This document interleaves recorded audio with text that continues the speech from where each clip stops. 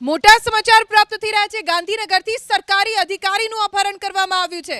જાણકારી મળી છે તે મુજબ ગિયોડ પાસેથી સરકારી અધિકારીના અપહરણના સમાચાર પ્રાપ્ત થઈ રહ્યા છે। ખાનગી કારમાં કેટલાક શખ્સો આવ્યા અને સરકારી અધિકારીનું અપહરણ કરવામાં આવ્યું। પાલનપુરના ઉદ્યોગ કમિશનર રમણલાલ વસાવા જેમનું અપહરણ કરવામાં આવ્યું છે। ચિલોડા પોલીસે માણસા પાસેથી અપહરણકર્તાઓની અટકાયત કરી છે। ભોગ બનનાર સરકારી અધિકારી રમણલાલ વસાવાને મુક્ત કરવામાં આવ્યા છે। વધુ જાણકારી અમારા સંવાદદાતા કલ્પેશ રાવલ પાસેથી પ્રાપ્ત કરીશું। કલ્પેશ, શું ઘટના બની અને શું છે માહિતી? અત્યારે જે પ્રકારે માહિતી મળી એ પ્રમાણે ફિલ્મી ઢબે અપહરણ કરવામાં આવ્યું હતું। આજે વસાવા સાહેબ છે, મૂળ પાલનપુર એમની ફરજ છે ને અત્યારે જે પ્રાથમિક તબક્કે પોલીસના હવાલાથી જે ખબર પડી છે એ પ્રમાણે એવો મદદનીશ ઉદ્યોગ કમિશનર ખાણ ખનીજ તરીકે ફરજ બજાવતા હતા। સવારે તેમનું અપહરણ કરવામાં આવ્યું હતું ગાંધીનગરના ગિયોડ વિસ્તારમાંથી અને જે માહિતી પ્રાથમિક મળી તે પ્રમાણે 25 લાખની ખંડણી માંગવામાં આવી હતી।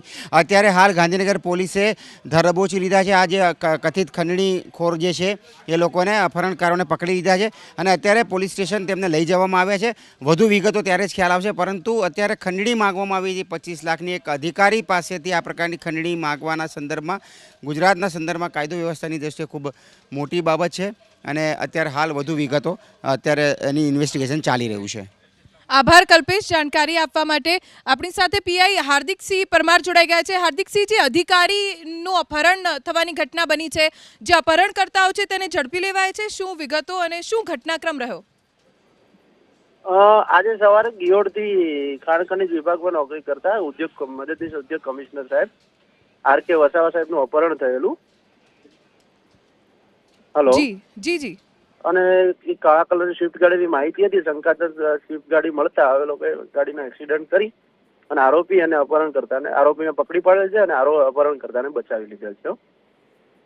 સર, શું બન્યું હતું અને કેમ અપહરણ કરવામાં આવ્યું હતું, કોઈ વિગતો પ્રાપ્ત થઈ છે?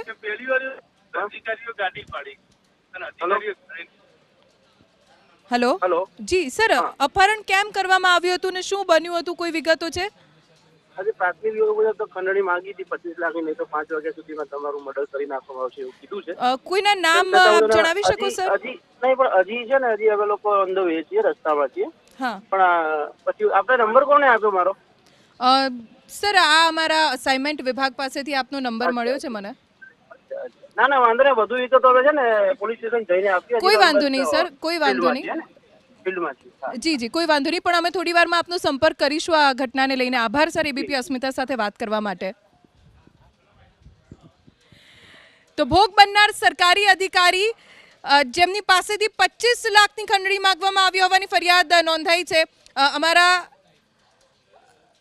એક્સક્લુઝિવ દ્રશ્યો આપ એબીપી અસ્મિતાની સ્ક્રીન ઉપર જોઈ રહ્યા છો, જેમાં ખાનગી કારમાં આવેલા વ્યક્તિઓ જેમણે સરકારી અધિકારીનું અપહરણ કર્યું।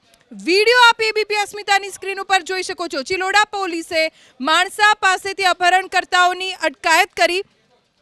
હાલ તો ભોગ બનનાર સરકારી અધિકારી રમણલાલ વસાવા મુક્ત થયા છે, જે મોટા રાહતના સમાચાર છે। પણ એક અધિકારીનું અપહરણ કરીને 25 લાખની ખંડણી માંગવી એ ખૂબ જ મોટી ઘટના છે અને હાલ તો તપાસ ચાલુ છે। પોલીસ પાસે પણ હજી સુધી માહિતી પ્રાપ્ત નથી થઈ, પોલીસ પણ તપાસ કરી રહી છે।